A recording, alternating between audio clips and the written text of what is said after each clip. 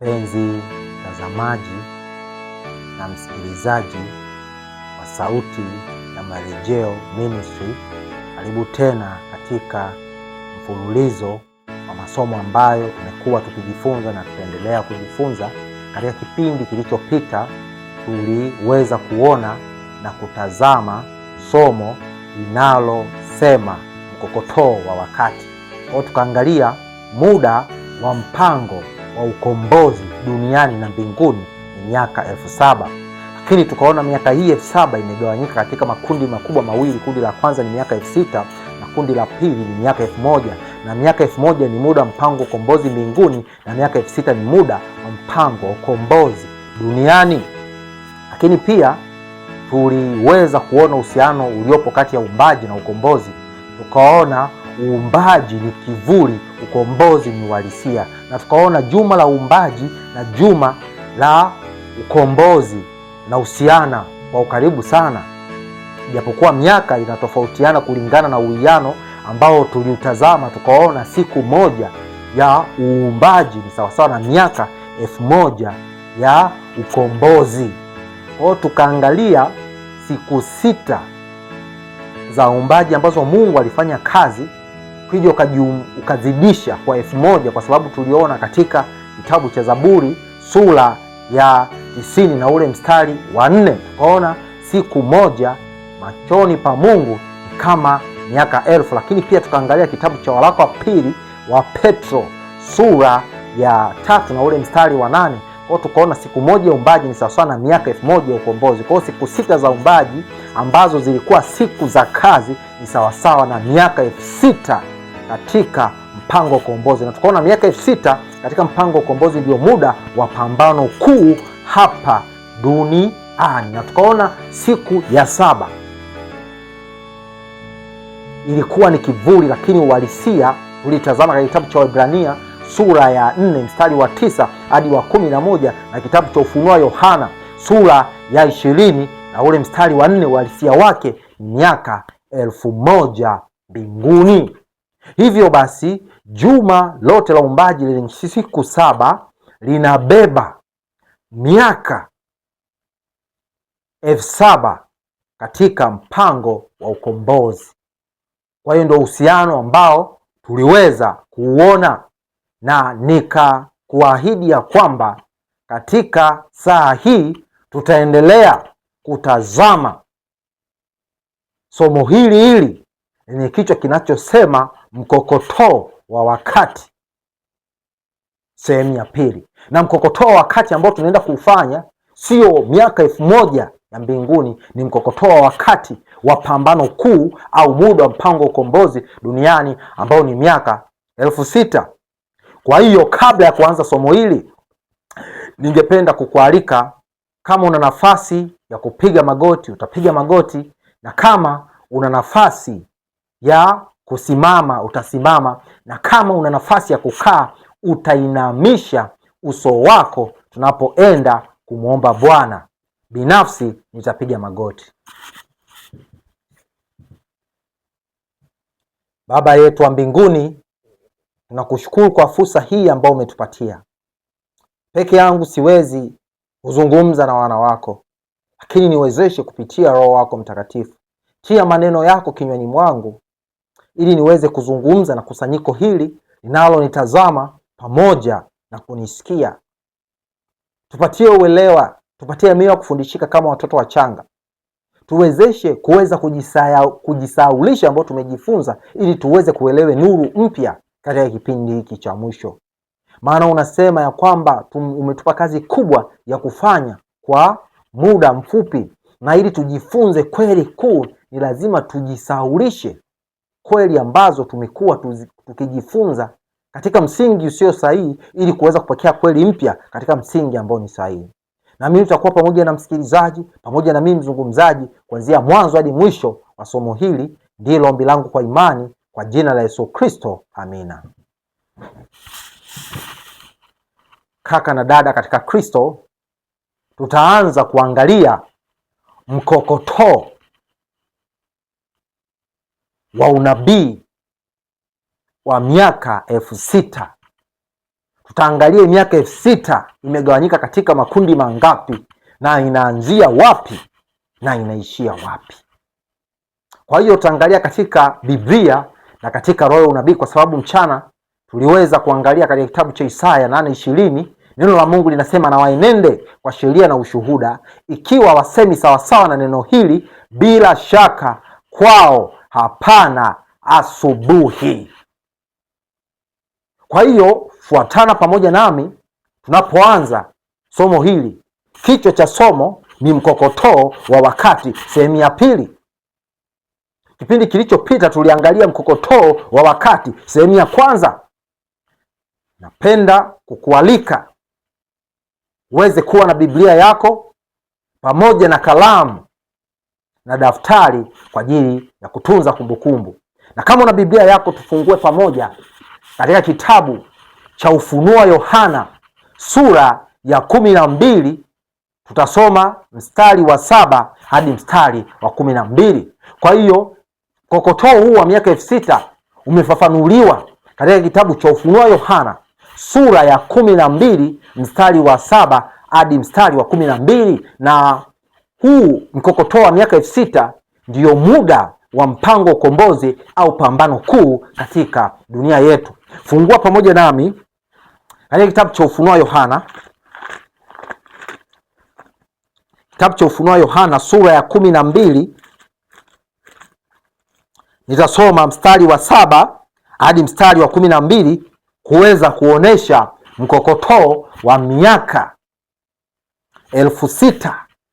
Kumbuka hapa tukokotoi miaka 1000 ya amani mbinguni. Tuliona huo ni muda mpango wa ukombozi mbinguni, lakini muda ambao tunatakiwa kuuelewe kwa umakini sana ni muda wa pambano kuu, miaka 6000, ambao Mungu ameutenga hasa kwa ajili ya kushughulikia ukombozi wa binadamu hapa duniani. Nitasoma katika kitabu cha Ufunuo Yohana, Ufunuo Yohana sura ya 12. Nitasoma mstari wa 7. Neno la Mungu linasema,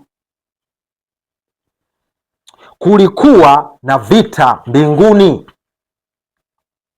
Mikaeli na malaika zake wakapigana na yule joka. Yule joka naye akapigana nao pamoja na malaika zake,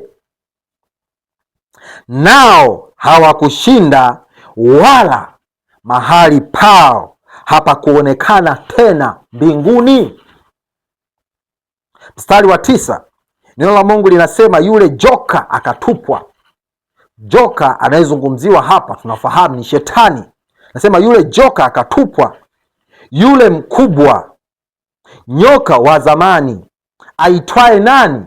Ibilisi na Shetani, audanganyaye ulimwengu wote, akatupwa hata nchi, na malaika zake wakatupwa pamoja naye. Unapoangalia katika kitabu cha Ufunuo Yohana sura ya 12 mstari wa 7 hadi wa 9, hapo tunaona anguko la kwanza la Shetani. Naona anguko hili lilitokea mbinguni kipindi ambapo Shetani alikanusha madai ya sheria ya Mungu na kudai ya kwamba malaika watakatifu na viumbe vya mwalimwengu mingine ambayo hayajaanguka dhambini havina haja ya kuongoza na sheria. Na Shetani akasema sheria ya Mungu sio ya haki, sheria ya Mungu ni ya ubinafsi. Kwa hiyo alikuwa akitaka kuondoa sheria ya Mungu katika makao ya mbinguni, na naona madai yake alikanushwa, japo alifanikiwa kushawishi baadhi ya malaika ambao idadi yao ni 1/3, na zikabakia 2/3 za malaika katika makao ya mbinguni. Na unafahamu malaika hawa walitupwa pamoja naye. Na walitupwa wapi? Hata nchi. Unaposoma Biblia ya Kiingereza King James Version anasema walitupwa duniani, kipindi dunia haijaumbwa na Mungu hajamweka mwanadamu, ndipo Shetani alipotupwa baada ya kuasi mbinguni. Na anguko hili la kwanza pia Kristo ametuambia katika kitabu cha Luka. Unapofungua pamoja nami kitabu cha Luka, Injili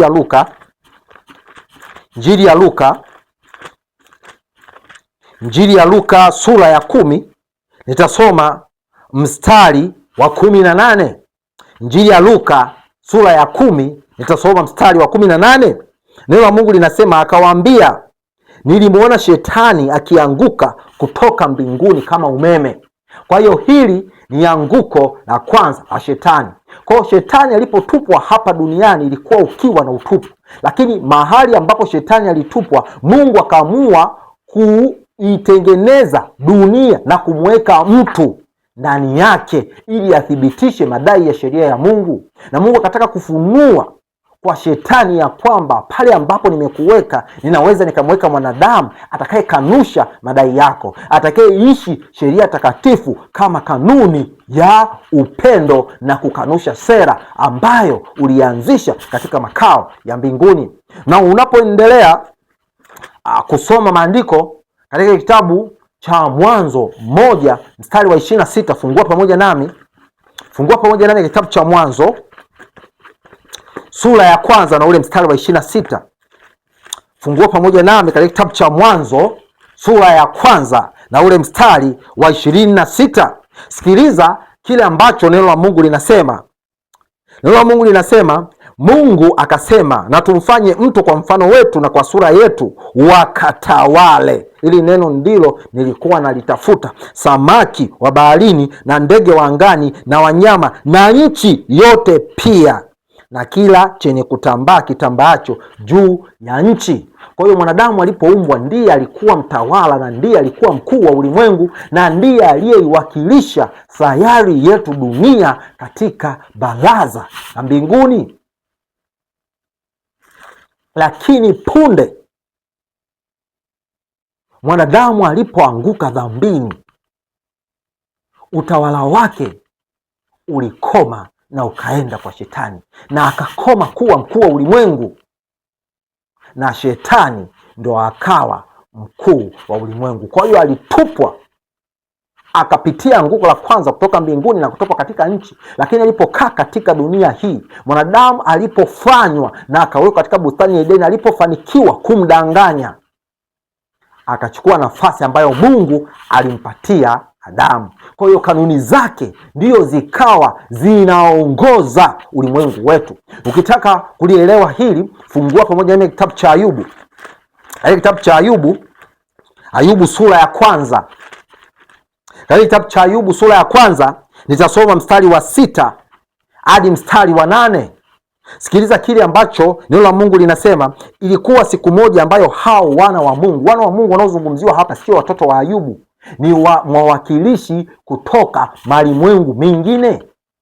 Walikuwa wana utaratibu katika kila ulimwengu, wanatoka mwakilishi kwenda katika baraza la mbinguni. Lakini dunia yetu alitakiwa kwenda Ayubu ambaye ni mzao wa Adamu, lakini kwa sababu Adamu alipotenda dhambi, ukuu wake wa ulimwengu au uwakilishi wake na nafasi yake ya utawala ilikoma kwake na ikahamia kwa shetani. Ndio maana kipindi hiki Ayubu alitakiwa kwenda, lakini hakwenda kwa sababu mkuu wa ulimwengu alikuwa ni shetani, na shetani hakwenda kama mwakilishi, lakini alienda kama mshitaki. Hasa neno la Mungu linazidi kusema katika kitabu cha Ayubu sura ya 1, nitasoma mstari wa 6 hadi mstari wa 8.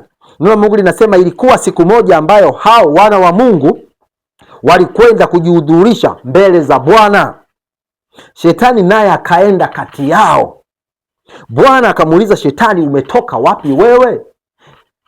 Jibu linalotolewa hapa linathibitisha haikuwa mandhari ya duniani. Ndio maana nasema hawakuwa watoto wa Ayubu, walikuwa ni wawakilishi kutoka malimwengu mengine. Anazidi kusema, Bwana akamuuliza Shetani, umetoka wapi wewe? Ndipo Shetani akamjibu Bwana na kusema, natoka katika kuzunguka huku humo. Wapi?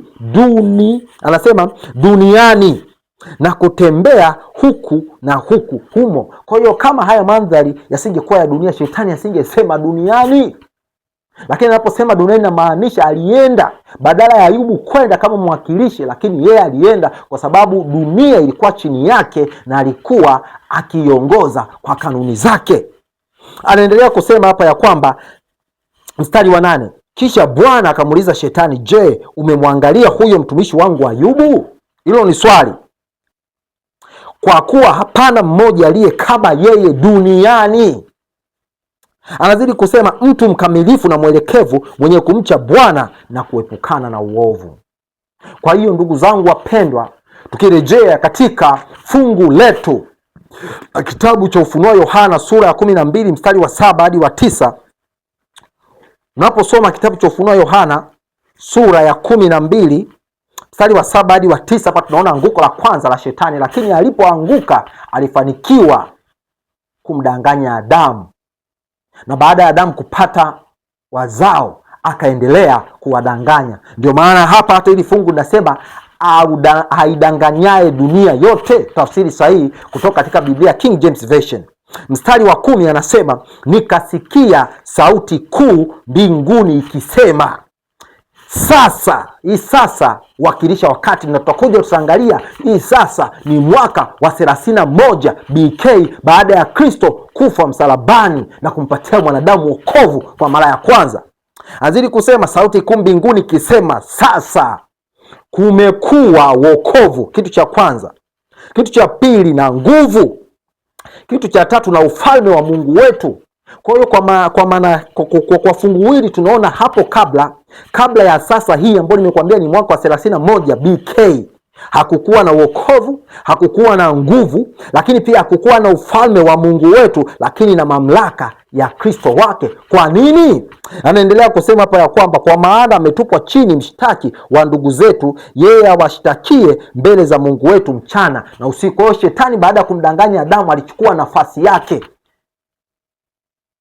Kwa hiyo ili mwanadamu apokee wokovu, ilibidi Shetani atupwe nje au atupwe tena kwa mara ya pili.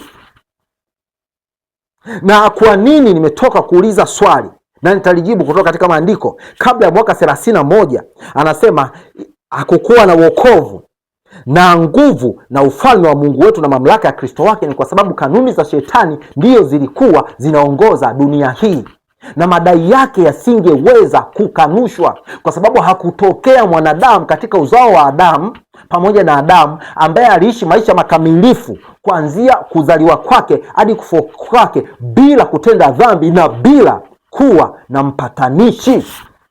Wote wakamilifu tunawasoma, wakina Enoko, wakina Elia, wakina Musa, lakini hao walitegemea upatanisho. Angetokea mwanadamu ambaye angeishi maisha ya ukamilifu bila kufanya upatanisho, Shetani angesema kweli inawezekana kwa mwanadamu aliyeanguka kushika sheria ya Mungu. Ndio maana unapotazama, fungua pamoja nami, unapotazama pamoja nami katika kitabu cha Warumi sura ya 5, Warumi sura ya 5 na ule mstari wa 6, neno la Mungu linasema, kwa maana hapo kabla tulipokuwa hatuna nguvu. Ni wakati gani tulikuwa hatuna nguvu? Kabla ya 31 BK baada ya Kristo kufa msalabani, hatukuwa na nguvu na wokovu haukuwepo. Wokovu haukuja kabla ya 31 BK. Wokovu umekuja baada ya 31 BK. Kwa sababu gani? Alipatikana mwanadamu katika mwili ulio wa dhambi, ambao umeathiriwa na dhambi kwa muda wa miaka 4000, ambaye ni Yesu Kristo, na akaishi maisha makamilifu kwa kuishika sheria ya Mungu bila kuwa na mpatanishi. Kwa hiyo madai ya Shetani ambayo alianzisha katika makao ya mbinguni yakakanushwa hapa duniani, kwa sababu mara ya kwanza alikanushwa mbinguni, mara ya pili akakanushwa duniani. Kwa hiyo alipokanushwa hapa duniani na uthibitisho wa kifo cha Kristo, Shetani alitupwa tena kwa mara ya pili, na mwanadamu atakayemwamini Kristo ndiye atakayekuwa mwakilishi au mkuu au mrithi wa dunia hii. Ndio maana paka kitabu cha Warumi 5:6 anasema, kwa maana hapo kabla tulipokuwa hatuna nguvu. Kabla inamaanisha kabla ya mwaka 31. Ili fungu linajifafanua, anasema wakati ulipotimia Kristo alikufa kwa ajili ya waovu. Kwa ni wakati gani ulipotimia tukapata nguvu na Kristo akafa kwa ajili ya waovu? Ni mwaka wa 31 BK. Ndio maana tukirejea katika kitabu cha Ufunuo Yohana sura ya 12, Ufunuo Yohana sura ya 12 na ule mstari wa 10 anasema sasa kumekuwa wokovu na nguvu. Ni sasa, hii sasa inawakilisha wakati gani? Ni mwaka wa 31 BK. Anasema na nguvu na ufalme wa Mungu wetu, kwa sababu ufalme wote umejengwa juu ya kanuni. Kwa hiyo Kristo alikuja kudhihirisha ufalme wa baba yake, ya kwamba inawezekana kwa mwanadamu kuishi maisha matakatifu na kuishika sheria hata bila kuwa na mpatanishi, lakini sharti aanze kujenga imani kwangu, kwa sababu peke yake ameshindwa. Kwa hiyo mimi nimekuja kumuinua. Kwa hiyo kabla ya kuishika sheria lazima kwanza awe na imani kwangu, ili mimi nimwezeshe kuishika sheria. Ndio maana nazidi kusema hapa, na nguvu na ufalme wa Mungu wetu na mamlaka ya Kristo wake, kwa maana ametupwa chini mshtaki wa ndugu zetu. Kwa madai ya shetani yakakanushwa tena, sio tu mbinguni bali duniani, baada ya Kristo kufa msalabani. Anasema yeye ashakie mbele za Mungu wetu mchana na usiku. Sikiliza kauli hii ambayo inazungumzia kukanushwa kwa madai ya shetani kwa mara ya pili baada ya Kristo kufa msalabani. Katika kitabu cha Pambano Kuu sura ya 29 inayozungumzia chimbuko la uovu. Ukipata nafasi pitia sura hii. Kitabu cha Pambano Kuu sura ya 29 inayozungumzia chimbuko la uovu. Nitasoma ukurasa wa 503, ukurasa wa 503 na ile aya ya 3. Pambano Kuu, kurasa za Kiingereza Great Controversy 503 na ile aya ya 3. Lakini ukipata nafasi na kukazia, soma sura hii ya 29 ya Pambano Kuu. Neno la Mungu linasema, wakati msalaba wa Calvary ukiitangaza sheria isiyobadilika, pia huutangazia ulimwengu kwamba mshahara wa dhambi ni mauti, katika kilio cha mwisho cha Mwokozi kwamba imekwisha. Yesu alisema hii kauli mwaka wa 31 BK alipokufa msalabani. Na watu wengi wanaamini ya kwamba Yesu aliposema imekwisha basi mpango wa ukombozi ulikamilika. Hapana, ulikamilika kwa sehemu moja, na kwa sehemu nyingine bado ulikuwa hujakamilika, na Kristo angetakiwa kwenda katika hekalu la mbinguni ili kuweza kukamilisha. Na katika mfululizo wa masomo haya tutaweza kuona pia alienda kufanya kazi gani katika hekalu la mbinguni. Anaendelea kusema hapo ya kwamba kengele ya kifo cha shetani iligonga. Kwa sababu gani? Madai yake alikanushwa na akatupwa tena kwa mara ya pili, na mwanadamu akarejeshwa katika nafasi ambayo aliipoteza baada ya kuanguka dhambini. Anazidi kusema pambano kuu lililokuwa limeendelea kwa muda mrefu. Huu muda mrefu unaotajwa tunatamani tuweze kuangalia, na ni muda ambao ulianza katika anguko la Adamu, kwa sababu tumejifunza katika somo lililopita muda wa mpango wa ukombozi ulianza punde tu Adamu alipoanguka dhambini. Na muda huu wa mpango wa ukombozi tumeangalia ni miaka 6000, lakini tutakuja tuangalie imegawanyika katika makundi mawili. Kundi la kwanza ni miaka 4000 na kundi la pili ni miaka 2000. Kwa hiyo miaka hii 4000 ndio inayozungumziwa hapa kama muda mrefu ambao ilianza katika anguko la Adamu hadi kifo cha Kristo msalabani. Neno la Mungu linasema pambano kuu lililokuwa limeendelea kwa muda mrefu. Muda mrefu hapa ni miaka 4000, tutathibitisha. Anasema hatimaye limekata, sio limekwisha, limekatwa. Kwa sehemu moja limemalizwa, lakini bado sehemu nyingine zinahitajika kuendelea. Anaendelea kusema hapa, na ukomeshwaji wa mwisho wa uovu umehakikishwa, sio umekamilishwa, umehakikishwa. Kwa sababu alitokana mwanadamu aliyeishi maisha matakatifu kwa kuishika sheria ya Mungu na bila kuwa na mpatanishi, na huyo ndo akawa ni nguvu na sababu ya wokovu kwa mwanadamu, na akawa kitovu cha kueneza ufalme wa Mungu pamoja na mamlaka yake. Unapotazama, tutarejea kusoma hii nukuu, lakini pia unapotazama katika kitabu cha Warumi sura ya 8, unapoangalia kitabu cha Warumi sura ya 8, unapoangalia kitabu cha Warumi sura ya 8, Warumi sura ya 8, nitasoma mstari wa 3. Neno la Mungu linasema, maana yale yasiyowezekana kwa sheria, kwa vile ilivyokuwa dhaifu kwa sababu ya mwili, Mungu kwa kumtuma mwanawe mwenyewe katika mfano wa mwili ulio wa dhambi, na kwa sababu ya dhambi alihukumu dhambi katika mwili. Kwa hiyo Yesu alikuja ili kuhukumu dhambi katika mwili, kudhihirisha kwamba katika miili yetu tunaweza tukashika sheria ya Mungu na bila kuwa na mpatanishi, na kwa sababu hiyo akatupatia kielelezo hicho. Ndio maana madai ya shetani yakakanushwa na kengele yake ya kifo ikagonga. Anaendelea kusema hapa ya kwamba mwana wa Mungu alipitia katika vifungo vya kaburi ili kwa njia ya mauti amharibu yeye aliyekuwa na nguvu za mauti, yaani Ibilisi. Maana tunaambiwa mshahara wa dhambi ni mauti, bali karama ya Mungu ni uzima wa milele kupitia Yesu Kristo Bwana wetu. Anaendelea kusema tamaa ya Lusifa ya kujiinua ilikuwa imemsukuma kusema, nitakiinua kiti changu juu kuliko nyota za Mungu, nitafanana na yeye aliye juu. Mungu alisema, nitakufanya kuwa kama majivu juu ya nchi, wala hautakuwepo tena hata milele. Wakati siku ile ijayo ambayo itawaka kama tanuru, watu wote wenye kiburi na amna wote watendao uovu watakuwa makapi, na siku ile nayo kuja itawateketeza, asema Bwana wa majeshi, hata itawachia shina wala tawi.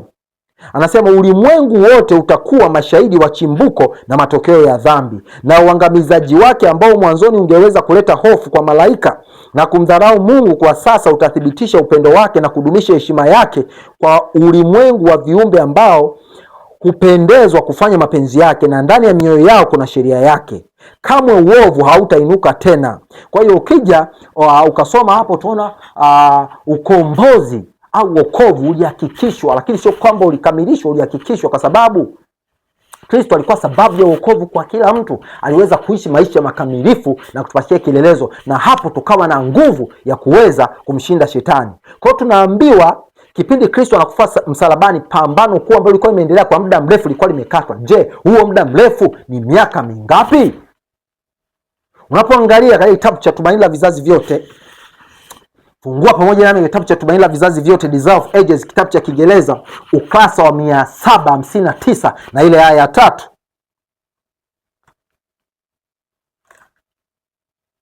Kitabu cha Tumaini la Vizazi Vyote,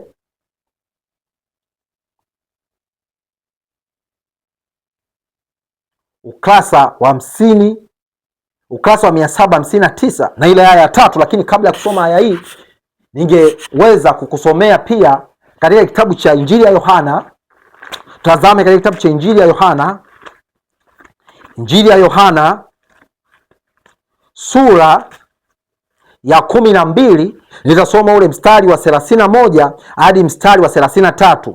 Neno la Mungu linasema sasa. Hii sasa inayozungumziwa hapa ndio sasa ya ufunuo, ni mwaka wa 31 ambapo shetani alikuwa anatupwa nje kwa mara ya pili na anakoma kuwa mkuu wa ulimwengu, na nafasi ambayo mwanadamu alipoteza anapewa tena. Ndio maana unaposoma kitabu cha Luka 10:19 na 20, Yesu anasema tazama, nimewapa amri ya kukanyaga nyoka na nge na nguvu zote za yule adui, wala kuna chochote kitakachowadhuru. Lakini pia fuatana pamoja nami katika kitabu cha Injili ya Yohana, kabla ya kusoma kitabu cha Desire of Ages, Tumaini la Vizazi Vyote, 759 aya 3. Neno la Mungu linasema sasa hukumu ya dunia hii ipo.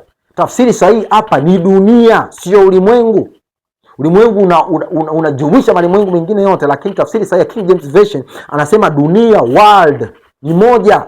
Anazidi kusema sasa hukumu ya dunia hii ipo. Sasa mkuu wa dunia hii atatupwa nje. Ni nani? Kama alishatupwa mara ya kwanza, kwa nini tena atupwe mara ya pili? Ni kwa sababu alichukua nafasi ya Adamu kama mwakilishi au mkuu wa ulimwengu, na akaichukua hiyo nafasi. Tutaona kwa muda wa miaka 4000 tunaposoma nukuu katika kitabu cha Tumaini la Vizazi Vyote, na ndio muda ambao alidhihirisha kanuni zake hapa duniani, kwa sababu hakutokea mwanadamu ambaye aliishi maisha makamilifu kuanzia kifo, kuanzia utoto hadi kifo, pasipo kutenda dhambi na pasipo kuwa na mpatanishi. Anaendelea kusema hapo ya kwamba nami, mstari wa 32, nikiinuliwa juu ya nchi nitawavuta wote kwangu. Mstari wa 33 anasema aliyanena hayo akionyesha ni mauti gani atakayokufa. Kwa hiyo Kristo alipokufa ndipo mkuu wa ulimwengu alipotupwa, ni shetani. Na kipindi gani kilipita cha shetani kudhihirisha kanuni zake? Ni miaka 4000. Kwa hiyo unaposoma kitabu cha Ufunuo Yohana sura ya 12 mstari wa 7 hadi mstari wa 10 inakupeleka katika kukuonesha miaka 1400 ya mpango wa ukombozi duniani wa mwanadamu. Unaposoma katika kitabu cha Tumaini la Vizazi Vyote, mjumbe wa Mungu anasema katika baraza la mbinguni iliamriwa kuwa muda lazima utolewe kwa shetani kuweza kudhihirisha kanuni za utawala wake waziwazi. Huu muda ulianza kufanya kazi punde tu alipomdanganya Adamu na kuanguka dhambini. Anasema maana alikuwa amedai kuwa utawala wake ulikuwa bora zaidi kuliko wa Mungu. Muda ulitolewa kwa kanuni za shetani kutenda kazi, kusudi wakazi wa mbinguni wapate fursa ya kuona matokeo ya utawala wake. Kwa muda wa miaka 1400 Kristo alikuwa akifanya kazi ya kumuinua mwanadamu, na Kristo alianza kufanya kazi ya kumuinua mwanadamu kwa mara ya kwanza pale Edeni, na ndipo miaka 6000 ilianza. Na mianzo ya miaka 6000 ni miaka 1400, kwa sababu miaka 6000 imegawanyika katika makundi mawili. Kundi la kwanza ni miaka 1400 na kundi la pili ni miaka 2000, na miaka 1400 ndiyo mianzo ya miaka 6000. Na mara ya kwanza tutakuja tutaangalia kipindi Pasaka inafanyika, ilianza kufanyika Edeni, na hapo ndipo ukombozi wa mwanadamu ulikuwa umehakikishwa kwa mara ya kwanza kwa kuvikwa haki ya Kristo kwa njia ya mavazi ya kondoo. Anaendelea kusema hapa kwamba kwa muda wa miaka 1400 Kristo alikuwa akifanya kazi ya kumuinua mwanadamu na shetani akidhamiria kumwangamiza. Kwa ndio muda ambao shetani alikuwa anajidai, kwa sababu hakuona mwanadamu ambaye atakanusha madai yake. Lakini ilipofika 31 baada ya Kristo kufa msalabani, madai yake yalikanushwa na mwanadamu akainuliwa tena na akapewa fursa ya kuwa mwakilishi wa ulimwengu wa kizazi kimoja tu. Kwa kumwamini Kristo atakuwa mrithi wa dunia hii. Anaendelea kusema walioko ulimwenguni, mbinguni pamoja na malimwengu ambao hajaanguka dhambini. Anasema walioko ulimwenguni walikuwa wakiangalia hayo. Lakini pia tuangalie katika kitabu cha Tumaini la Vizazi Vyote, kitabu cha Tumaini la Vizazi Vyote, ukurasa wa 652 na ile aya ya pili. Nukuu tulioisoma ni sura 79 Tumaini la Vizazi Vyote, ambayo inazungumzia jinsi kifo cha Kristo kilivyomshinda shetani. Na unaona kifo cha Kristo kilitokea mwaka wa 31. Kwa hiyo miaka 1400 inaanzia anguko la Adamu hadi mwaka wa 31. Inaanza katika tukio la anguko na inaishia katika tukio la kifo cha Kristo msalabani. Unapoangalia kitabu cha Tumaini la Vizazi Vyote, Desire of Ages, ukurasa wa 652 na ile aya ya pili, sikiliza kile ambacho mjumbe wa Mungu anasema. Kristo mwana kondoo wa Mungu alikuwa karibu kukomesha desturi ya mifano na ibada za kafara ambazo kwa muda wa miaka 1400 zilianzia wapi? Nimekwambia zilianzia Edeni. Pale tu dhambi ilipotendeka, Kristo akaanza kufunua uhakikisho wa kuweza kumkomboa mwanadamu kwa kuwavika mavazi ya kondoo, na yule kondoo alikuwa ni kivuli, lakini uhalisia wake ulikuwa ni Kristo. Kwa kipindi cha miaka 1400 ndipo kilipoanzia, na mianzo ya miaka 1400 ni mianzo ya miaka 6000. Anasema hapa ambazo kwa muda wa miaka 1400 zililenga kwa kifo chake. Lakini nitasoma nukuu hii ya mwisho ambayo inatoka katika kitabu cha Tumaini, katika kitabu cha Tumaini la Vizazi Vyote. Tumeona nukuu mbili, lakini nukuu hii inatoka katika kitabu cha Pambano Kuu, Great Controversy, ukurasa wa 327 na ile aya ya 3. Sikiliza kile ambacho mjumbe wa Mungu anazungumza.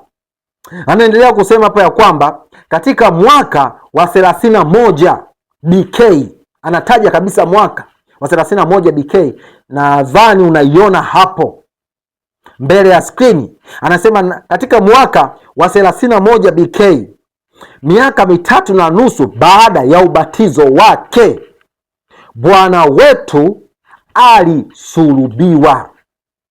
Dhabihu kuu iliyotolewa Kalvari ilikomesha utaratibu wa dhabihu za kuteketezwa ambao kwa muda wa miaka 1400 ulikuwa ukielekeza kwa mwana kondoo wa Mungu.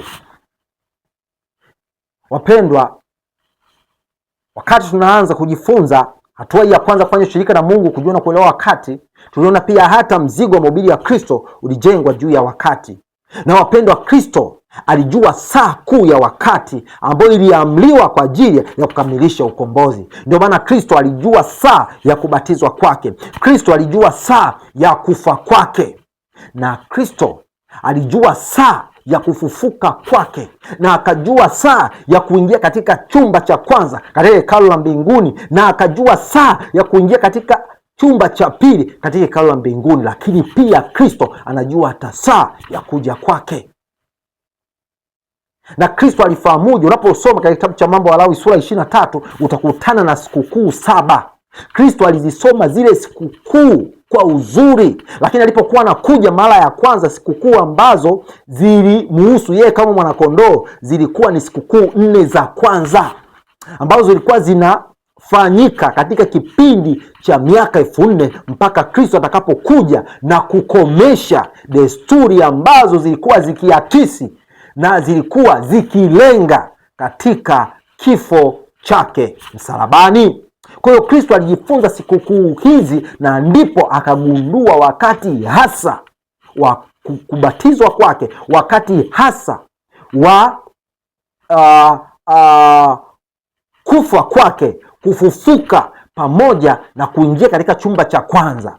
Lakini pia katika kusoma hizi sikukuu 3 za mwisho kutimiza sikukuu 7, Kristo alijua hata muda wake wa kuingia katika chumba cha pili. Na Kristo pia akatambua kipindi yuko hapa duniani katika mfano wa mwanadamu, hata wakati ambapo milenia itaanza. Kwa kama alitambua katika mfano wa mwanadamu, hata mimi na wewe tunaweza tukatambua. Ndio maana hapa anazidi kusema hapo ya kwamba ambao kwa muda wa miaka 4000 ulikuwa ukielekeza kwa mwana kondoo wa Mungu. Kwa hiyo tumepata uthibitisho ya kwamba miaka 4000 imeanzia anguko la Adamu mpaka kifo cha Kristo. Na wapendwa, kabla ya kufanya mkokotoo huu katika ubao, ningependa kuambia kuna namna 2 tu za kutambua wakati. Au unapojifunza wakati utakuta mambo makubwa mawili ambayo yameshikamana. Kitu cha kwanza ni tukio. Tunafahamu wakati kupitia matukio. Lakini pia kitu cha pili, tunafahamu wakati kupitia tarehe au wakati maalum. Kwa hiyo namna ya kutambua wakati ni katika njia 2 tu. Njia ya kwanza ni matukio na njia ya pili ni tarehe.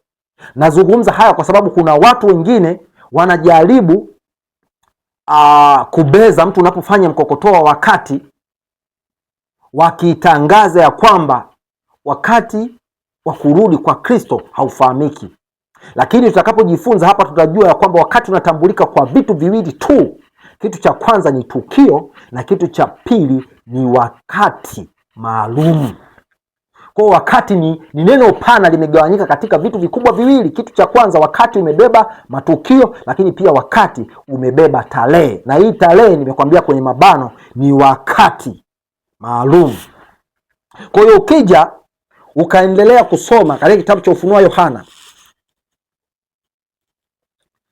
ukaendelea kusoma katika kitabu cha Ufunuo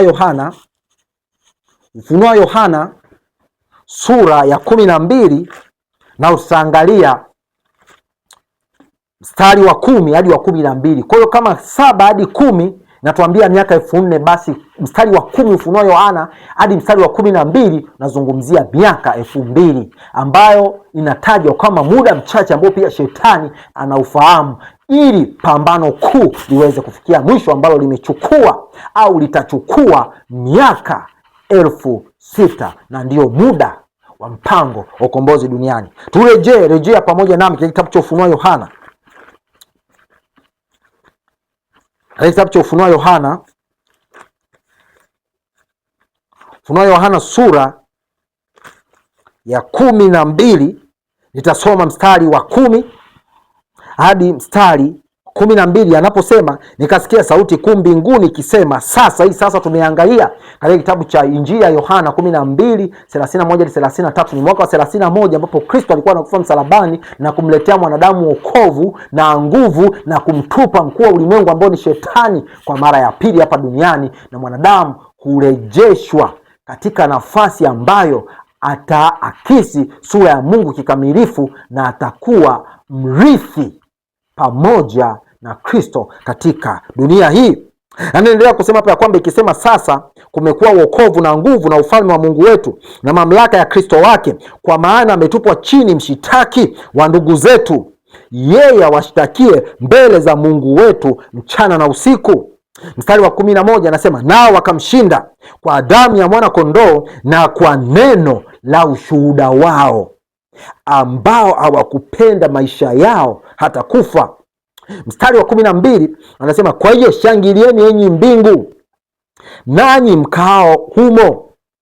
Anasema ole kwa wakazi wa nchi na bahari, kwa maana yule ibilisi ameshuka kwenu mwenye ghadhabu kuu, akijua ya kuwa ana wakati mchache tu. Wakati mchache tu unaotajwa hapa ni miaka 2000 kutimiza miaka 6000, ili pambano kuu au muda mpango wa ukombozi duniani uweze kufikia mwisho na Kristo aje mara ya pili kwa ajili ya kumponda kichwa Shetani.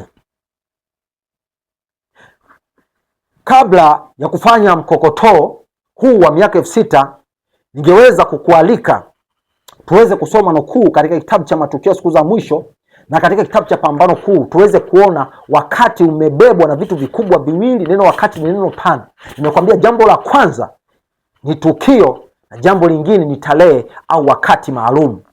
Kwa hiyo kuna kauli ambazo watu wanazitumiaga vibaya kuwapinga au kuwakataza watu wasifanye mkokotoo wa wakati ambao Mungu ameufunua. Hapa kumbuka, tuzungumzie majira na nyakati ambayo Mungu hajamfunulia mwanadamu, ambayo yako nje ya uwezo wake. Hapa nazungumzia nyakati na majira ambayo Mungu amemfunulia mwanadamu, na akisoma maandiko katika Biblia na roho unabii anaweza kufanya mkokotoo wa wakati huo. Lakini kuna kauli ambazo watu wanazitumia vibaya ili kuwafifisha mkokotoo wa wakati wa miaka 6000. Fungua pamoja ndani ya kitabu cha Matukio Siku za Mwisho, na kitabu hiki cha Matukio Siku za Mwisho, Matukio Siku za Mwisho, Matukio Siku za Mwisho, Matukio Siku za Mwisho sura ya 16 ambayo inazungumzia kufungwa kwa mlango wa rehema. Kichwa kinasema hakuna juaye wakati mlango wa rehema utakapofungwa. Lakini ninapozungumza sasa hapa wakati, hamaanishi tukio, bali anamaanisha wakati maalum au tarehe. Kwa sababu tukio Mungu ametupatia ambalo pia hata ni ishara ya kufunga kwa mlango wa rehema, lakini itatokea tarehe gani au ni wakati gani maalumu ambapo utimilifu wa tukio hili utakapotokea hatujui. Sasa sikiliza kauli ambayo watu huwa wanaitumia vibaya. Anaendelea kusema hapa ya kwamba Mungu hajatufunulia muda, kumbe anasema muda. Hapa azungumzii wakati, bali anazungumzia tarehe, wakati maalum. Sasa sikiliza, anaendelea kusema ambao ujumbe huu utafungwa au muda ambapo rehema itafikia mwisho. Lakini hapa muda anapozungumzia anamaanisha tarehe, lakini sio tukio. Tukio linajulikana.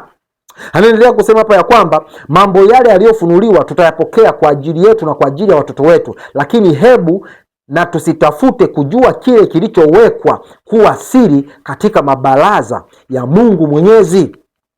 Barua zimenifikia zikiuliza iwapo nina nuru yoyote maalum. Kumbe hii nuru inahusu wakati maalum, sio wakati. Hii nuru haipingi utambuzi wa matukio. Hii nuru haipingi utambuzi wa wakati ambao Mungu ameufunua, lakini inapinga utambuzi au mkokotoo wa wakati maalum ambao uko nje ya uwezo wa wenye ukomo. Kwa sababu ujumbe wa mwisho au mkokotoo wa mwisho wa wakati maalum ambao tunaweza tukajifunza katika maandiko ni wa Danieli 8:14, miaka 2300. Mbali na huo hakutakuwa na mkokotoo wa wakati maalum tena. Lakini maandiko yanasema mkokotoo wa wakati, unasema mkokotoo wa wakati maalum kwa sababu wakati Mungu ameufunua ambao tunaenda kufanywa kwa miaka 6000. Anaendelea kusema hapa ya kwamba barua zimenifikia zikiuliza iwapo nina nuru yoyote maalum kuhusu wakati ambapo mlango wa rehema utafungwa. Na ninajibu kuwa ninao ujumbe huu tu wa kupelekwa, kwamba sasa ni wakati wa kutenda kazi maadamu mchana ungalipo, kwa maana usiku waje ambapo hakuna mtu awezaye kufanya kazi. Lakini sikiliza kauli hii, kwa sababu tunaposoma Biblia ndivyo tunavyosoma roho ya unabii. Kama Biblia tunatakiwa kusoma huku kidogo na huku kidogo, halikadhalika roho ya unabii tunatakiwa kusoma huku kidogo na huku kidogo, ili tuweze kupata maana sahihi ambayo Mungu anakusudia tuweze kuipokea. Unapotazama ile kitabu cha Pambano Kuu sura 28, pata pia nafasi unaweza ukasoma. Hii ni sura nyeti sana katika hiki kitabu, inaitwa Kukabili Kumbukumbu za Maisha. Kitabu cha Pambano Kuu sura ya 28, nasoma ukurasa wa mwisho kabisa wa sura hii. Ukurasa wa mwisho kabisa wa sura hii, kwa Kiingereza ni ukurasa wa 490. Nitasoma aya ya kwanza. Anasema matukio yanayohusiana na kufunga kwa kazi ya upatanisho. Kwa hiyo kumbe Mungu anatufunulia wakati kupitia matukio. Kwa hiyo hii kauli ambayo tumetoka kuisoma katika matukio siku za mwisho haimaanishi ya kwamba hatutajua tukio litakalotuambia kufunga kwa mlango wa rehema, lakini hatutajua wakati maalum au tarehe hasa ya kufunga kwa mlango wa rehema. Ni kweli hiyo iko nje ya wenye ukomo.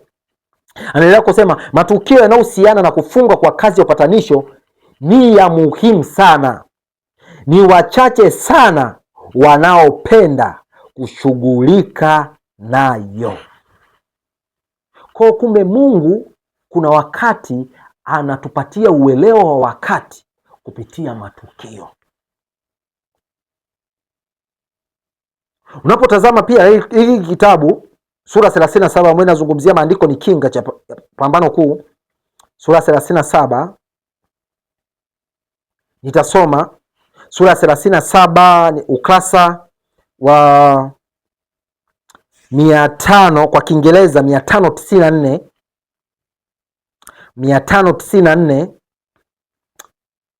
Nitasoma baadhi ya maneno. Anasema matukio yanayohusiana na kufunga kwa rehema. Kwa hiyo ni kweli hatutajua, ukija ukasoma hii kauli, matukio yanayohusiana na kufungwa kwa rehema na kazi ya maandalizi kwa ajili ya wakati wa taabu vimeelezwa wazi. Kwa hiyo nukuu hii inatuambia kumbe ni kweli hatutajua wakati maalum au tarehe ambapo mlango wa rehema unafungwa, lakini kuna tukio ambalo Mungu ameliweka wazi. Na kumbuka tukio ni ndani ya wakati. Kwa hiyo kile ambacho maandiko yanakataza ni kufanya mkokotoo wa wakati maalum au tarehe, lakini sio wakati au tukio. Sasa wapendwa, nimetoka kuambia mwaka wa 31 ndio unaotenganisha miaka 4000 na miaka 2000. Kwa hiyo miaka 2000 inaanzia mwaka wa 31. Na ukitaka kujua itakapoishia, endelea kufuatilia ninapokaribia kufanya mkokotoo wa wakati. Lakini nitasoma nukuu ambayo inazungumzia kipindi Kristo anakufa msalabani, aliona tu kanisa lake likitembea katika kipindi cha miaka 2000. Fungua pamoja nami katika kitabu cha Jumbe Zilizochaguliwa, Selected Message, gombo la 3, ukurasa wa 18 na ile aya ya 2. Sikiliza kile ambacho mjumbe wa Mungu anasema. Anasema Kristo alikuwa karibu kutoa maisha yake na kuleta uzima na kutokufa nuruni. Kristo mbali na mateso yake na kukataliwa kila siku na wanadamu, anaangalia mnyororo wa miaka 2000 ya kanisa lake ambalo lingeendelea kuwepo katika siku za mwisho kabla ya kufunga historia ya dunia hii. Kwa hiyo hapo tumepata uthibitisho ya kwamba miaka 4000 inaanzia anguko la Adamu hadi kifo cha Kristo, na kifo cha Kristo hadi ujio wake kuna kipindi cha miaka 2000. Kwa hiyo fuatana pamoja nami katika mkokotoo huu wa wakati. Kumbuka nimekwambia wakati najumuisha vitu vikubwa viwili. Kitu cha kwanza katika wakati Nimekwambia kitu cha kwanza katika wakati ni tukio au matukio.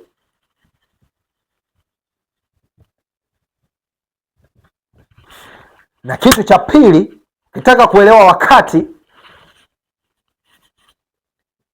ni tarehe au wakati maalum. Ndio maana hiyo nukuu ya matukio ya siku za mwisho wengi huwa wanaitumia vibaya, wakiwakataza watu wasijue matukio ya kufunga yanayohusiana na kufunga kwa mlango wa rehema. Lakini tumesoma Pambano Kuu amekanusha. Mjumbe wa Mungu anasema matukio yanayohusiana na kufungwa kwa mlango wa rehema pamoja na kazi ya maandalizi kwa ajili ya wakati wa taabu vimeelezwa wazi. Lakini anaendelea kusema, lakini watu wengi hawazijui kweli hizi muhimu kuliko ambavyo zisingefunuliwa kwao kamwe. Anaendelea kusema, shetani anavizia kudaka kila wazo ambalo lingewafanya kuwa wenye busara kwa ajili ya wao kuokolewa, na hivyo wakati wa taabu utawakuta wakiwa hawako tayari. Na tumesoma pia katika Pambano Kuu 490 ya kwamba matukio yanayohusiana na kufunga kwa kazi ya upatanisho ni yenye umuhimu sana, lakini wachache sana wanaopenda kushirikiana nao, kwa sababu matukio yanatupeleka kwenye wakati ambapo kazi ya upatanisho itafungwa. Kwa hiyo nilikuwa matukio siku za mwisho ilikuwa inasema nabii hana nuru yote kuhusiana na tarehe au mwaka fulani ambao ni wakati maalum, lakini kuhusiana na tukio hata yeye ameandika na maandiko katika Biblia na nabii ametufunulia.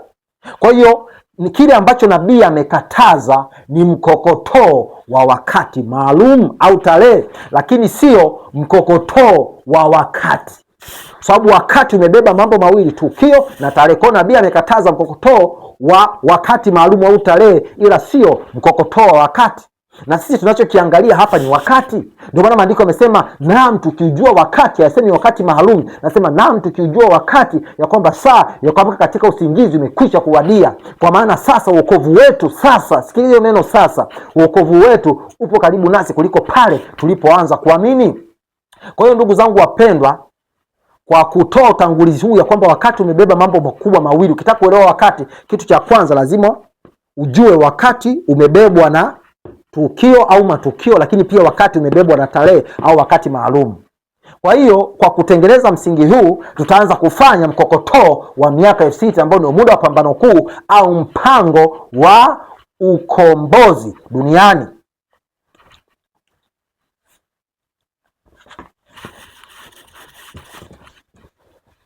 Kwa hiyo nimekwambia muda kabla Adamu hajaanguka hakuwa na ukomo, lakini ukomo ulianza pale tu alipoanguka dhambini, na ndipo muda wa rehema ulipoanza kuhesabika, au muda wa kuikomboa jamii ya wanadamu ambao ni miaka 6,000. Kwa hiyo miaka hii 6,000 nimekwambia iko katika makundi mawili. Kundi la kwanza ni miaka 4,000 na kundi la pili ni miaka 2,000. Kwa hiyo anguko la Adamu ndio lilianzisha kipindi hiki cha miaka 6,000. Nakumbuka miaka 6,000 nimekwambia imegawanyika katika makundi makubwa mawili. Kundi la kwanza ni miaka 4,000 na kundi la pili ni miaka 2,000. Kwa hiyo hapa kuna tukio la anguko la Adamu. Nitaandika kwa kifupi AA.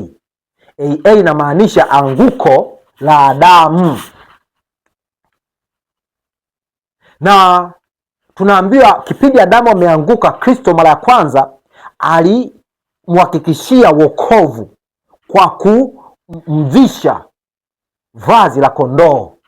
Na yule kondoo aliyechinjwa pale Edeni alikuwa ni kivuli, lakini uhalisia alikuwa ni Kristo mwenyewe, ambaye alikuja kukomesha desturi ambazo zilianza kufanywa Edeni, ambazo zote zilikuwa zikimlenga yeye kama mwanakondoo wa Mungu aichukue dhambi ya ulimwengu. Na tumesoma katika maandiko, tumesoma katika kitabu cha Desire of Ages 759 aya ya 3 ya kwamba miaka 4,000 imeanzia anguko la Adamu, lakini imekomea katika kifo cha Kristo. Kifo cha Kristo nitaandika KK kwa ufupi. Ukiona KK ni kifo cha Kristo, AA ni anguko la Adamu, na kuja kwa Kristo nitaandika 2KK inamaanisha kuja kwa Kristo kwa mara ya pili. Nimekwambia AA inamaanisha anguko la Adamu, KK inamaanisha kifo cha Kristo, na 2KK ni kuja kwa Kristo kwa mara ya pili. Kwa hiyo hapa tunaona hili ni tukio, anguko la Adamu, na KK au kifo cha Kristo tunaona ni tukio pia, na 2KK kurudi kwa Kristo mara ya pili tunaona ni tukio. Lakini tukio lolote linatokea, linatimia kwa wakati, kwa sababu neno la Mungu linasema, kwa maana kila jambo na majira yake na wakati kwa kila kusudi chini ya mbingu. Kwa hiyo hapa hatujui mwaka ambapo dhambi iliingia duniani. Na ndugu zangu, ninapofanya mkokotoo huu simaanishi dunia haijafikisha miaka 6000. Ni kweli dunia ina zaidi ya miaka 6000.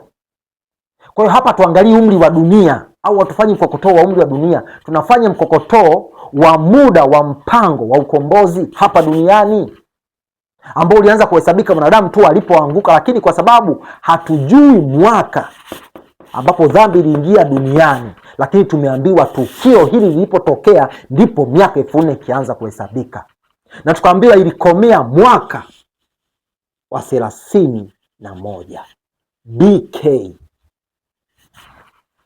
Lakini hapa hatujui. Kwa hiyo kama hatujui mwaka ambapo miaka 4000 ambao ni sehemu ya kwanza katika miaka 6000 katika mpango wa ukombozi, kama tulivyosoma kitabu cha Ufunuo Yohana sura 12 mstari wa 7 hadi wa 10, hatuwezi tukasema inaishia kikamilifu mwaka wa 31, lakini tutasema takriban mwaka wa 31, kwa sababu kama tungekuwa tuna mwaka kama tulivyokuwa na tukio la dhambi kuingia duniani tungekuwa na uhakika. Lakini tunajua hapa ni takriban miaka 4000, kwa sababu hatuna mwaka maalum au mwaka halisi ambapo dhambi imeingia duniani. Kama huo mwaka tungejua, tungekuwa na ujasiri wa kusema mwaka wa 31 BK ndiyo mwaka ambao miaka 4000 inaisha. Lakini nasema takriban, nikimaanisha inaweza ikawa mbele kidogo ya 31 au ikawa nyuma kidogo ya 31. Unabii huu wa miaka 6000 ni tofauti na unabii wa miaka 2300. Unabii wa mwaka 2300 ni wa mwaka maalum, kwa sababu tunajua mwanzo wa mwaka inapoanzia na hadi inapoishia. Tuliona kianzio chake ni 457. Unaposoma maandiko, ndio miaka 2300 ilipoanzia na ikaishia 1844, lakini ni tofauti na unabii wa miaka 6000. Huu unabii sio wakati maalum, ni unabii wa wakati, na hicho ndicho watu wengi wanachanganya. Na napenda uendelee kufuatilia pamoja nami. Kuna somo pia nimeliandaa kuhusiana na wakati au wakati maalum, tuweze kuona tofauti ilipo kati ya wakati na wakati maalum. Kwa hapa tunafanya mkokotoo wa wakati. Usiposema takriban utakuwa umeweka wakati maalum, kwa sababu nabii anasema ni kweli miaka 4000 ilikomea mwaka wa 31 BK. Lakini ukija ukaangalia, unajua tukio ambapo miaka 4000 imeanzia, lakini hujui mwaka. Ndio wanatumia neno takribani ilikomea mwaka wa 31 BK. Kwa hiyo hapa kuna kipindi cha miaka 4000.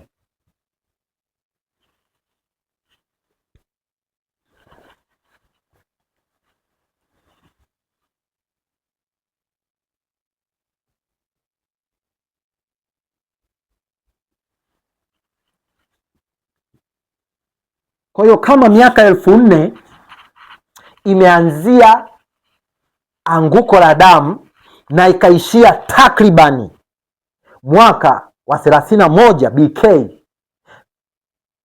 kwa hiyo tunafahamu pambano kuwa muda mpango wa ukombozi duniani ni miaka 6000. Hivyo basi tukitaka kujua muda ambao umesalia, tutachukua miaka 6000, tutatoa miaka 4000 tutapata muda uliosalia kwa ajili ya kumaliza miaka 6000 ya pambano kuu au mpango kombozi duniani. Kwa hiyo ukija ukachukua 6000 ukatoa 4000 utapata 2000. Kwa hiyo hapa imebaki miaka 2000 kutimiza miaka 6000 ya mpango wa ukombozi.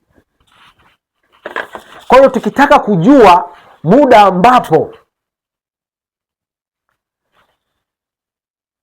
miaka 2000 itaishia, tutachukua mwaka ambapo miaka 4000 iliishia, tutajumlisha na hiki kipindi cha miaka 2000. Kwa hiyo tutachukua mwaka wa 31, takribani 31 BK. Napomaanisha takribani na maanisha inaweza ikawa kwenda mbele kidogo au kurudi nyuma kidogo, kwa sababu hapa tumepewa tu tukio ambalo lilianzisha miaka 4000 lakini hatujui mwaka.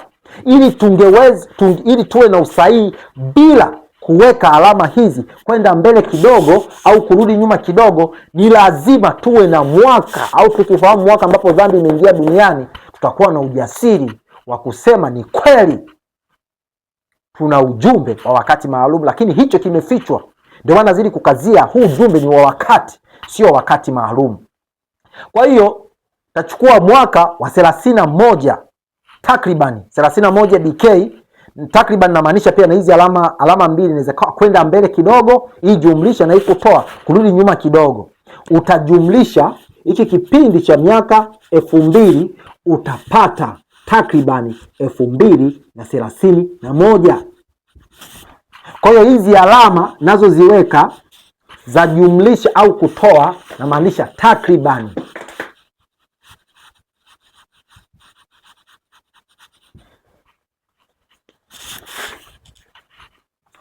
Na maanisha takribani. Kwa hiyo miaka 2000 inaanzia takribani 31 BK mpaka 2031, kwenda mbele kidogo au kurudi nyuma kidogo. Kujumlisha inamaanisha muda mfupi baada, na kutoa inamaanisha muda mfupi kabla. Kwa hiyo mwisho wa miaka 2000 ndio mwisho wa miaka 6000.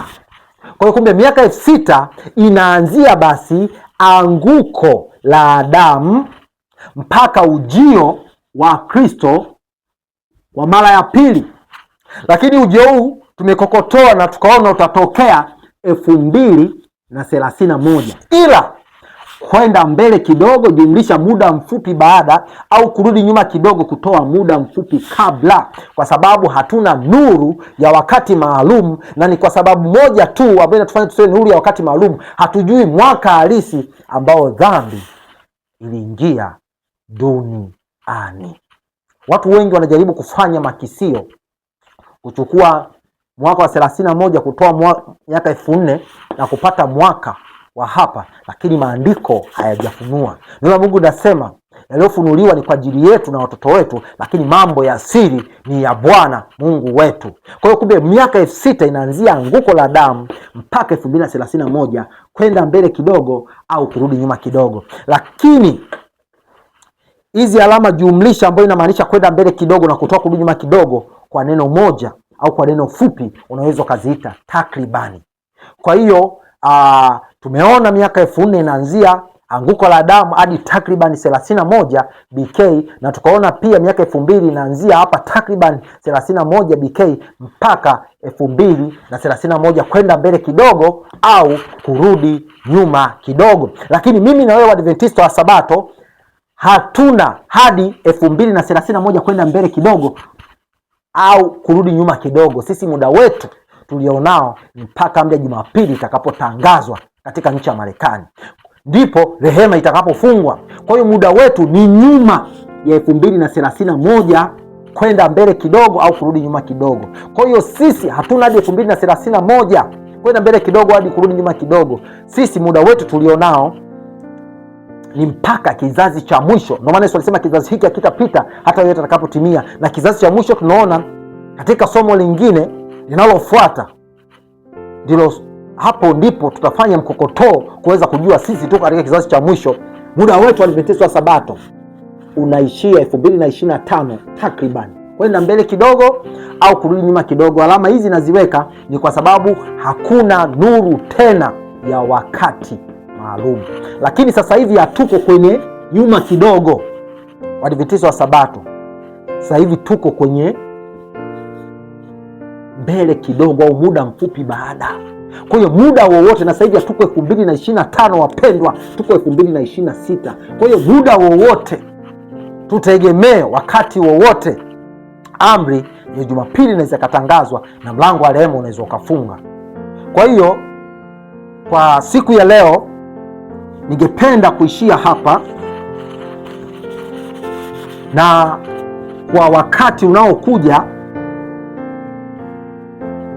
tutajifunza somo lenye kichwa kinachosema amri ya Jumapili na kizazi cha mwisho, katika mfululizo wa somo hili kujua na kuelewa wakati, kwa sababu tumeona sisi Waadventista wa Sabato hatuna hadi 2031 takriban, kwenda mbele kidogo au kurudi nyuma kidogo, lakini muda wetu ni 2025 ambapo kizazi cha mwisho kilikuwa kinaisha, kizazi cha 4 kwenda mbele kidogo au kurudi nyuma kidogo. Alama hizi naziweka ni kwa sababu hatuna nuru ya wakati maalum, na hatujui muda ambapo dhambi iliingia duniani. Kama tungejua muda ambapo dhambi iliingia duniani, yani mwaka halisi, hata hizi alama tusingeziweka, tungekuwa tuna uhakika Yesu anakuja 2031. Kwa hiyo napenda kukualika katika somo ambalo litakuwa linafuata lenye kichwa kinachosema amri ya Jumapili na kizazi cha mwisho, katika mfululizo huu wa masomo ya kujua na kuelewa wakati. Kwa tumefanya mkokotoo wa miaka 6000, lakini tukaona miaka 6000 sio shabaha yetu kubwa. Sisi tuna muda mfupi, hata kabla ya huku, si muda wetu ni hapa. Na kumbuka, hatupo tena katika 2025 huku kurudi nyuma, tuko huku kwenda mbele, tuko kwenye jumlisha, sio kwenye kutoa. Na sasa hivi tuko 2026 katika jumlisha ya kwanza.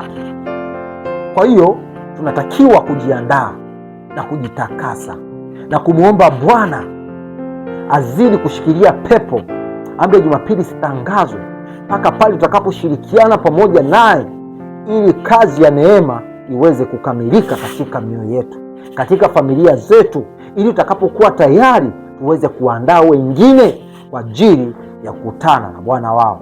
Kwa hiyo napenda kukualika katika somo ambalo litakuwa lina kichwa, nimekwambia kama una kalamu na daftari tunza kumbukumbu, amri ya Jumapili na kizazi cha mwisho. Na baada ya somo hilo kutakuwa kuna somo ambalo pia linaitwa je, ni wakati au wakati maalum, kujibu mkokotoo huu ambao tumekuwa tukiufanya. Tutaweza kuona pia tofauti kati ya wakati na wakati maalum kutoka katika Biblia na roho nabii, baada ya kuona kwanza somo letu la amri ya Jumapili na kizazi cha mwisho.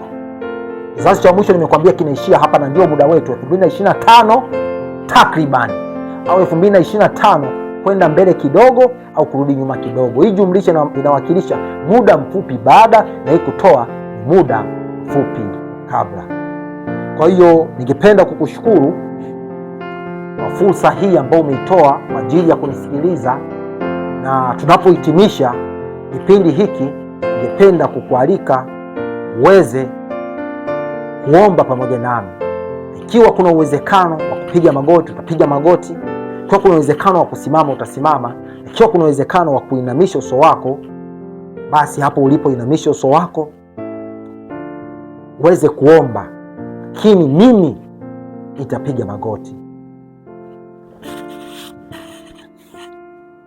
Baba yetu mtakatifu, tunakushukuru kwa nuru hii ambayo umetupatia. Endelea kutufunulia nuru kubwa zaidi, ili tuweze kuwa tayari kukupokea wewe ujapo mara ya pili.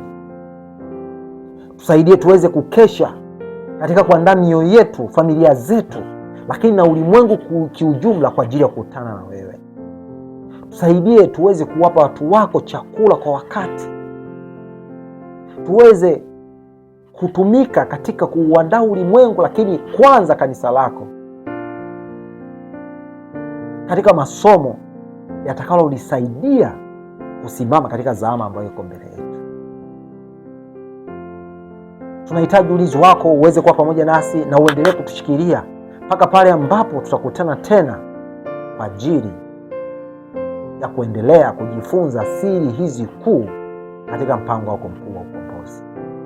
Bariki mtazamaji, bariki msikilizaji, lakini bariki na mimi pia mzungumzaji. Tusaidie asiwepo yoyote atakayepotea, bali wote tuweze kufikiria toba, na mwisho wa yote tukae pamoja na wewe katika milele zote. Kutana na mahitaji ya kila mmoja ya kiroho, ya kimwili, kwa sababu siku zote unatuwazia mema. Unasema ya kwamba mawazo unaotuwazia sisi ni kutupatia tumaini katika siku zetu za mwisho. Lakini tumaini linapatikana kwako na ni Kristo ndani yetu, tumaini la kweli. Tusaidie tabia zetu ziweze kujengwa na kuandaliwa. Tusaidie masomo haya yasipite bure, tusiyachukulie na tukaona kama ni ya kawaida, bali yaweze kutuamsha na yaweze kutupatia msingi wa kukesha na kungoja kwa ajili ya marejeo yako. Naamini umesikia na utatenda sasa na mapenzi yako. Kuna wagonjwa wanaonisikiliza na kuna wagonjwa wanaonitazama pia. Kuna watu na matatizo mbalimbali na kusihi Mwokozi kutana pamoja nao. Lakini zaidi sana hitaji kuu, waponye kiroho. Wasaidie waweze kuishi maisha ya ushindi dhidi ya adui, ili waweze kupata ujasiri na waweze kupata amani ambayo hakuna yeyote atakayeweza kuiondoa katika ulimwengu wa sasa, lakini pia katika ulimwengu ujao. Tunaamini wewe ni mwema na utajibu hata zaidi tulivyoomba, kupitia jina la mwanao mpendwa Yesu Kristo. Amen.